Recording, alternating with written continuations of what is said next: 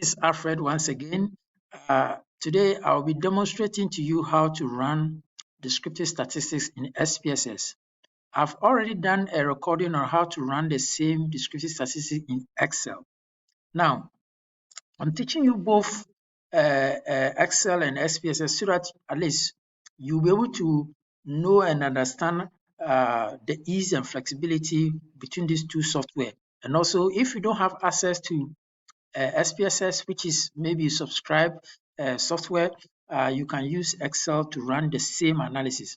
You don't need to run the same analysis in both software for assignment. You just run it in one of them and then prepare your table. So today we'll be demonstrating to you how to use SPSS to run analysis. Now, let's assume that this is our data. Okay, this is our data set. I think you've seen this data set before. So I'm going to move this data from Excel into SPSS. Now, before then, I need to upload or load my SPSS. Now, I've already downloaded my SPSS into on my PC or my laptop. Now, this is the icon of the SPSS. So I just double click on it or click on it once, and then it will load. So it's loading. This is one of the similarities of IBM.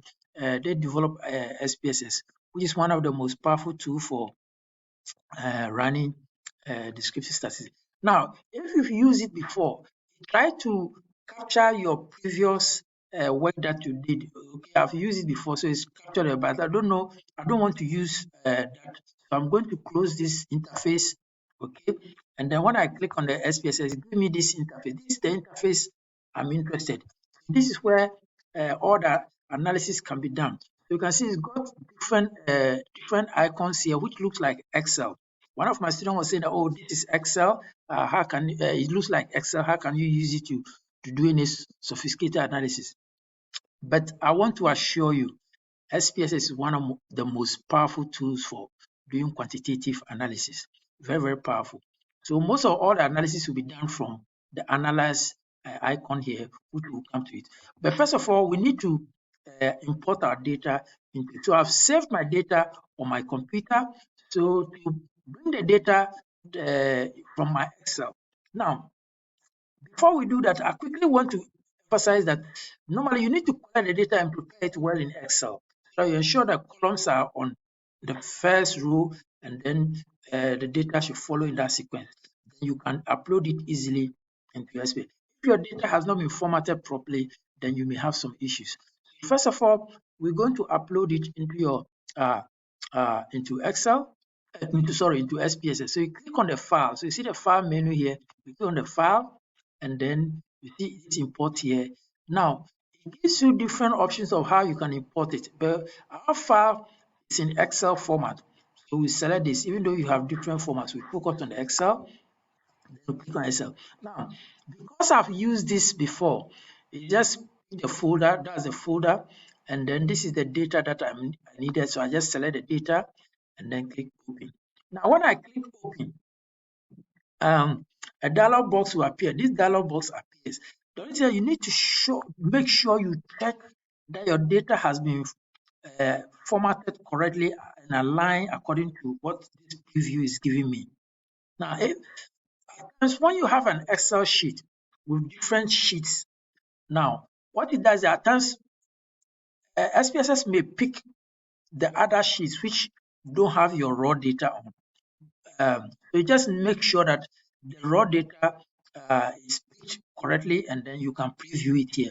Normally, what happens is that if you have different sheets, they appear here, and Excel can pick one of them. The only thing that you just click on this drop down arrow here and pick the correct sheet. In my case, I have only one sheet, so that's why I just pick everything. So if you are happy, you leave everything by default, and then just click OK. Now, when you click OK, you give it some few minutes to think, then it just bring the it's uploaded the data from Excel into SPSS. So this is the SPSS view. Now this is the data view. So the data view is here, and then we have the variable view. This is the data view. So the data view just gives you exactly how the data looks like in Excel.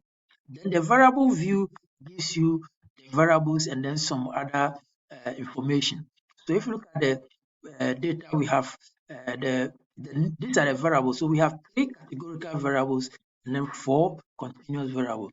And then in SPSS, identify the categorical variable as strings. So if you look at the make of the car, the model, the color, you identify them as strings, and then this thing we identify as numeric. The continuous variables we identify, and then you have the width of the output, the width of the column, then the decimal places. Now, if you look at this, it gave the decimal places, one decimal place to mileage and then 222 for the rest. I would prefer to ensure they all have the same number of decimal places. So I can just take this one to 2 so that all the continuous variables will have the same number of decimal places. The label, you can decide to label it based on, so this is the make, so I can just put the make here, I can put model here, I can put color here, uh, and then put mileage, and then put price here, and then put cost, and then profit. I think it has just picked some Excel. We don't have any data here, so we just leave this one. Now it's got a value, so we keep this. Now, if you have any missing data, you make sure you correct it. But we don't have any missing data in our this data here. These are the column width. Then the alignment of the output, whether it's on the left side or on the right side. So yes, and then but this is one area which is most of the categorical variable will be identified as nominal variable. That's why. So you see, make of car, model, and color have all been identified as nominal, and then the continuous variable will identify as scale. The role will be all input. So we are now set to run the analysis. Now, as I said, to run analysis, you do it in the analyze portion of SPSS.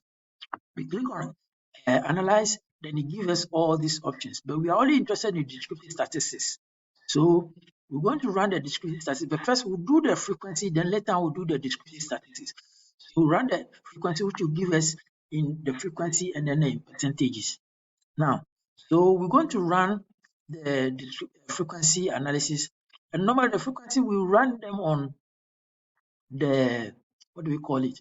The categorical variables. So we can move the categorical variables down here. Normally you move them to the variable space. This is the variable space. So the variables that you want to analyze, you move them here. Now, you can see that I move them one after the other. Normally, you don't need to do that. If you have a lot of variables, you can move them in one go. So you select the first one, press the shift key and hold it, and then use the cursor to select this, and then you can drop everything here. Then when you are done, if you also want to plot some charts, maybe I want some bar chart, like I click continue, and then, oh,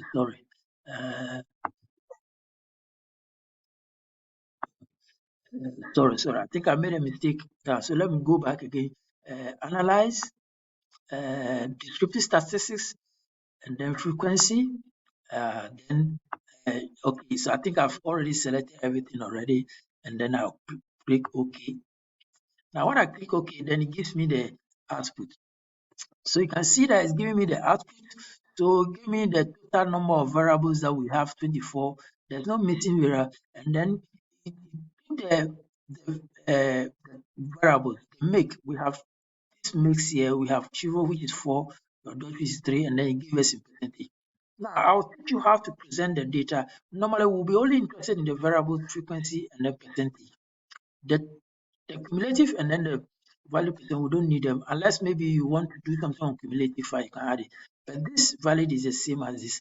So it gives us the report for the model as well as the color. It's the same frequency and percentage variable. Now, it also plotted a chart for it's the same in the information in the tables is what it has plotted the variable for the make, the model, as well as the color. So you can copy them and then put them in your work, and then you interpret the results. Now, then the last thing I wanted us to talk about is to do the descriptive statistics. So you come here, this time we'll not use the frequency, we come to descriptive statistics and click on it. Now we run the descriptive statistics on the numeric variables. So we click on, we select all of them. As I say, you can select them at a go, but if you you can also select them one after the other. Now, when you select the numeric variables, which you have 4 of them, then you come to options, then you click mean, you take the mean, standard deviation, minimum, maximum, and then yeah. So if you want to do kurtosis and skewness, you can add them. If you done that, you continue like you leave everything by default, and then you click OK.